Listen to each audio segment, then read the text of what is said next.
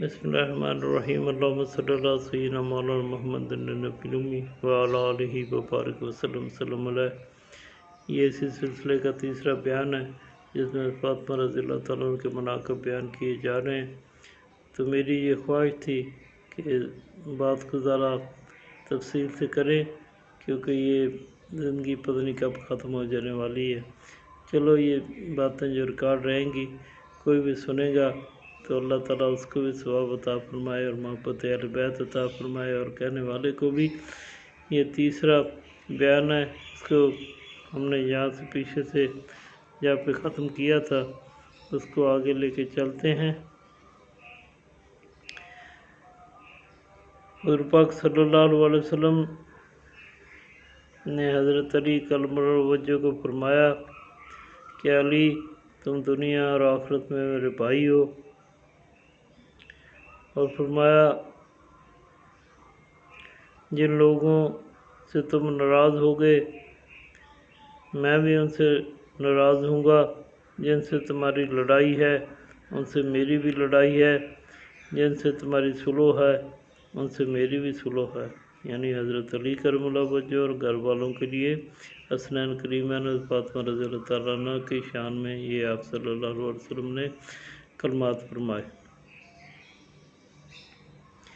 فاطمہ رضی اللہ تعالیٰ عنہ کے فرزندان سیدنا حسن حسین رضی اللہ تعالیٰ عنہم کو حضور پاک صلی اللہ علیہ وسلم اپنے جگر کے ٹکڑے سمجھتے تھے، نہایت محبت سے انہیں بوسے دیتے اور اپنے کندھوں پر اٹھا کر ان کی محبت میں پھرتے تھے۔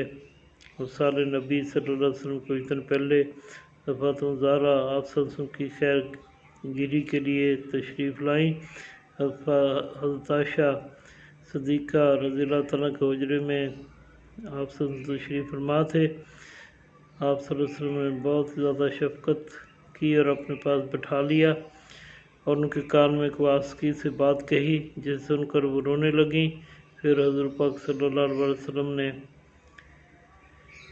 پھر آپ کو اپنے پاس قریب کیا، پھر کوئی بات کری جس سے آپ ہنسنے لگیں۔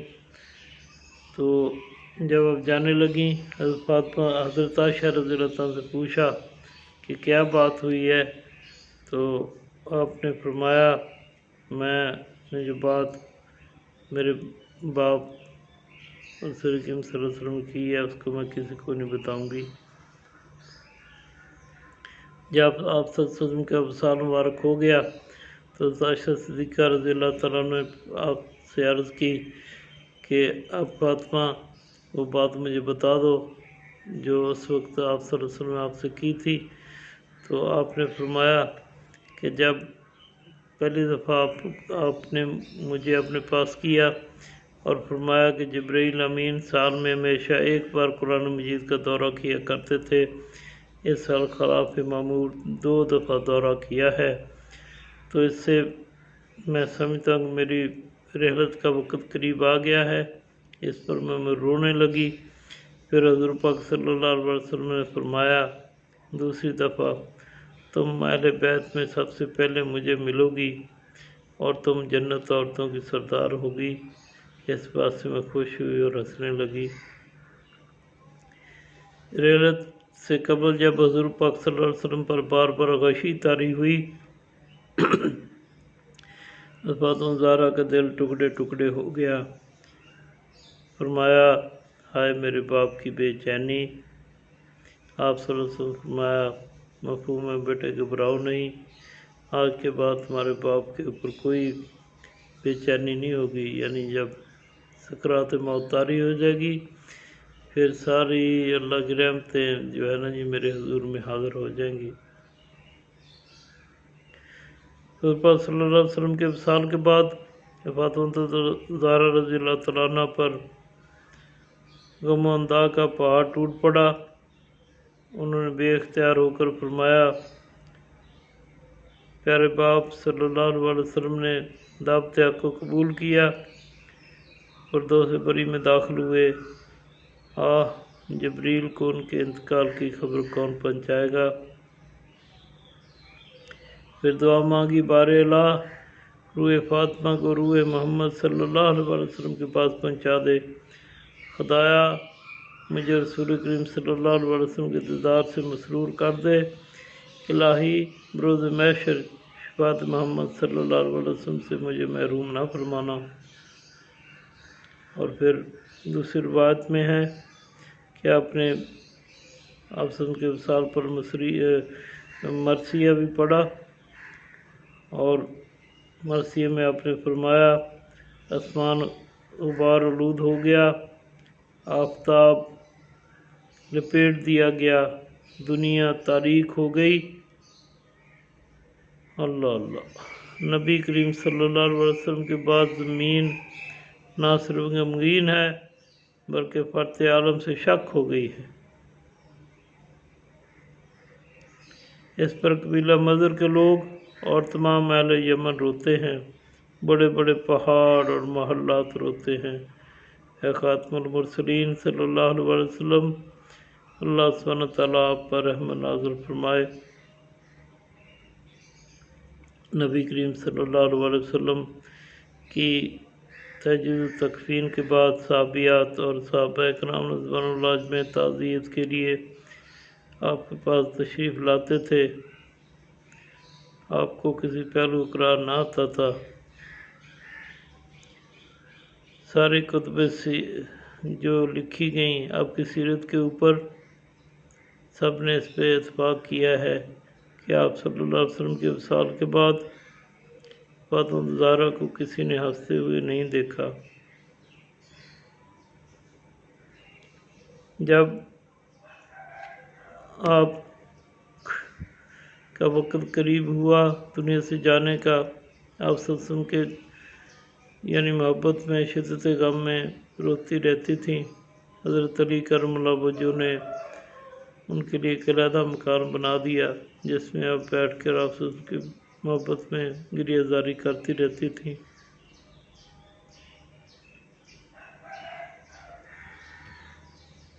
ایک روایت میں ہے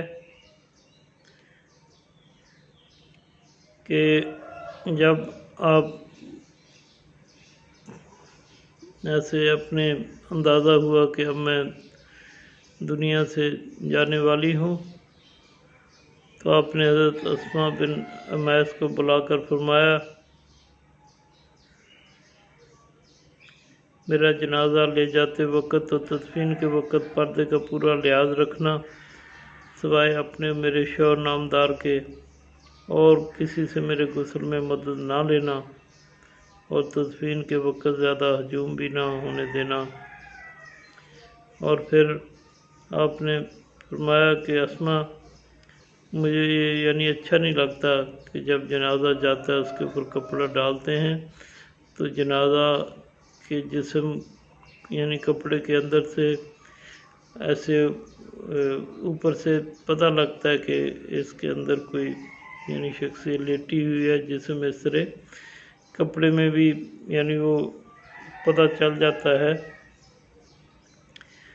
تو مجھے یہ اچھا نہیں لگتا۔ حضرت اسماء رضی اللہ عنہ نے کہا اے بنت رسول صلی اللہ علیہ وسلم، میں نے حبشہ میں دیکھا ہے کہ جنازے کے اوپر درخت کی شاخیں باندھ کر ڈولڈی کی صورت بنا لیتے ہیں اور اوپر کپڑا ڈال دیتے ہیں۔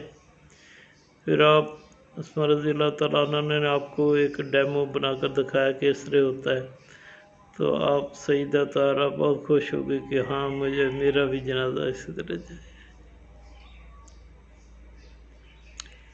اتنا پڑھتا کہ آخری وقت بھی آپ نے یہ نہیں چاہا کہ مجھے کو دیکھے، میرے جنازے کو دیکھ لے ہے جی۔ ہمیں بھی آپ سیدہ طاہرہ کے نقش قدم پہ اپنی بیٹیوں کو، اپنی بیویوں کو تعلیم دینی چاہیے، ان کی سیرت ان کو پڑھانی چاہیے تاکہ جو ان کا نقش قدم ہے اس کے اوپر ہم چلنے والے بن جائیں۔ اللہ اللہ۔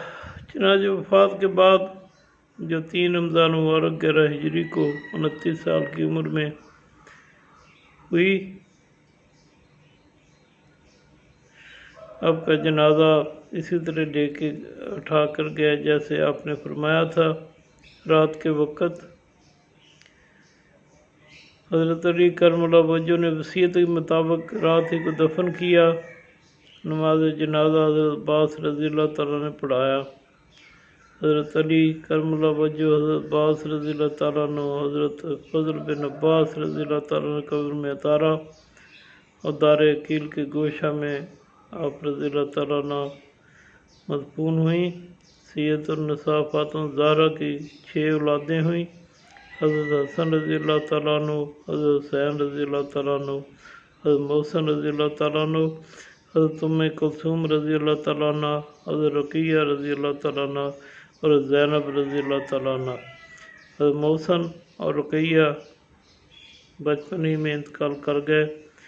حضرت سیدنا حسن رضی اللہ تعالیٰ عنہ، حضرت سیدنا حسین رضی اللہ تعالیٰ عنہ، حضرت زینب رضی اللہ تعالیٰ عنہ اور حضرت ام کلثوم رضی اللہ تعالیٰ عنہ تاریخ اسلام کی نامور شخصیت ہوئیں اور حضور پاک صلی اللہ علیہ وسلم کی نسل فاطمہ زہرا سے ہی باقی رہی اور قیامت تک اسی کے آپ کی نسل مبارک سے ہی جو امام ہیں، 12 امام جو ہیں وہ آپ کی نسل سے ہی ہوں گے۔ 11 امام دنیا میں آ چکے، جو امام مہدی علیہ السلام بھی آئیں گے وہ بھی آپ کی نسل سے ہوں گے۔